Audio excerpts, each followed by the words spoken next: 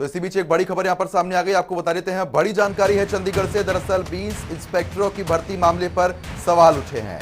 तो आपको बता दें कि सवाल यहां पर उठाए गए हैं। दरअसल 2009 में हुड्डा सरकार में यह भर्तियां हुई थी और उसी मामले को लेकर सवाल उठाए जा रहे हैं। बता दें कि हाईकोर्ट ने जांच के लिए कमेटी का गठन भी किया। तो इस वक्त की ये बड़ी खबर, ब्रेकिंग न्यूज चंडीगढ़ से। गृह सचिव की अगुवाई में 3 सदस्यीय कमेटी गठित कर दी गई है। जांच पड़ताल फिलहाल तेजी के साथ होगी। 4 महीने में कमेटी अपनी रिपोर्ट देगी। तो जो कमेटी का गठन किया गया है वो रिपोर्ट तैयार करेगी। 4 महीने का समय है।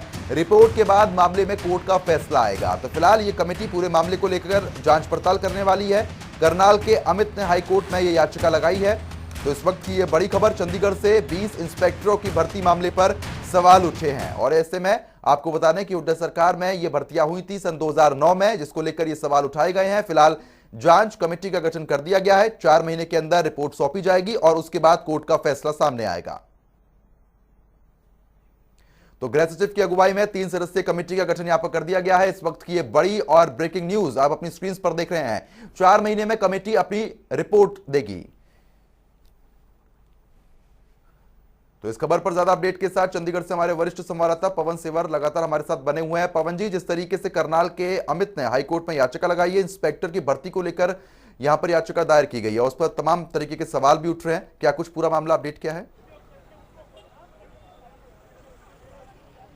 बिल्कुल, देखिए 2009 में पूर्व में भूपेंद्र सिंह हुड्डा की जब हरियाणा में सरकार थी, कांग्रेस की जब सरकार थी, तो पुलिस इंस्पेक्टर की भर्ती हुई थी और उस सब इंस्पेक्टर की जो भर्ती थी 2009 की, उसके ऊपर लगातार कई सालों से सवाल उठ रहे थे। इस मामले में एक याचिकाकर्ता अमित, जो करनाल के निवासी हैं, उन्होंने याचिका दायर की थी। लगातार मामले में हाईकोर्ट में सुनवाई इस मामले में हो रही है। अभी जो इस मामले में सुनवाई सोमवार को यानी कल हुई है, उस सुनवाई में एक तरीके से 2009 की पुलिस सब इंस्पेक्टर की भर्ती में शामिल जो सब इंस्पेक्टर हैं उनके भविष्य पर तलवार जरूर लटक गई है। पंजाब एवं हरियाणा हाईकोर्ट ने इस मामले में एक कमेटी गठित की है जो 4 महीने में अपनी रिपोर्ट देगी। उस रिपोर्ट के बाद हाईकोर्ट फैसला जो है वो इस मामले में अगला करने वाली है।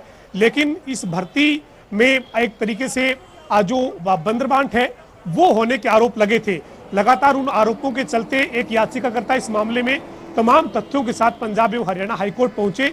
याचिकाकर्ता की दलील थी कि वो मेरिट में थे, लेकिन इसके बावजूद पूर्व की उस वक्त की हुड्डा सरकार ने अपने चहेते लोगों को नौकरियों पर रखने के लिए उन लोगों की मेरिट को दरकिनार किया है। उसके बाद इस मामले में जो आंसर शीट थी वो आंसर शीट कोर्ट में मंगवाई गई। तमाम तथ्य इस भर्ती से जुड़े हुए कोर्ट में मंगवाए गए और अब जो है वो हाईकोर्ट ने इस मामले में कमेटी गठित की है और कई ऐसे नाम हैं जिन नामों के ऊपर जो नाम सामने आए उनके बाद हैरानगी है कि उस वक्त की जो सरकार थी, उस सरकार में जो भूपेंद्र सिंह हुड्डा के करीबी थे उनको जो है वो सब इंस्पेक्टर के तौर पर अपॉइंटमेंट दी गई, नियुक्तियां दी गई। उन जो है वो सब इंस्पेक्टर के नाम भी हाईकोर्ट में सामने आए हैं। तो एक बड़ा जो है वो हरियाणा की जो सब इंस्पेक्टर की 2009 की भर्ती है उसमें एक बड़ा जो है वो गड़बड़ी का मामला जो है वो चर्चा में एक बार फिर है और हाईकोर्ट ने इस मामले में कमेटी गठित की है। जी बिल्कुल, लेकिन जिस तरीके से पवन जी कांग्रेस की सरकार जब रही थी और अगर आज की बात भी करते हैं तो लगातार इसी बात का जिक्र किया जाता है कि कांग्रेस की सरकार में पारदर्शिता के साथ सारे काम हुए थे, लेकिन अब इस तरीके के सवाल उठना भी बड़े सवाल पैदा कर देता है पूर्व की सरकार पर। देखिए, हरियाणा में सरकारी नौकरियों में गड़बड़ी और जो भ्रष्टाचार के जो आरोप हैं वो पूरे देश भर में चर्चा में रहे हैं। चाहे पूर्व में चौटाला की सरकार थी, उस टाइम जेबीटी टीचर्स की जो भर्ती थी उस मामले में पूर्व मुख्यमंत्री ओम प्रकाश चौटाला और उनके बेटे अजय सिंह चौटाला समेत कई लोगों को सजा हुई थी। ओपी चौटाला और अजय सिंह चौटाला को इस मामले में 10-10 साल की सजा हुई थी। हालांकि अभी जो है वो दोनों जो है उनकी सजा पूरी होने के बाद उनको जो है वो जेल से उस मामले में बाहर आ चुके हैं। इसके बाद भूपेंद्र सिंह हुड्डा की सरकार की भर्तियों पर भी सवाल उठे।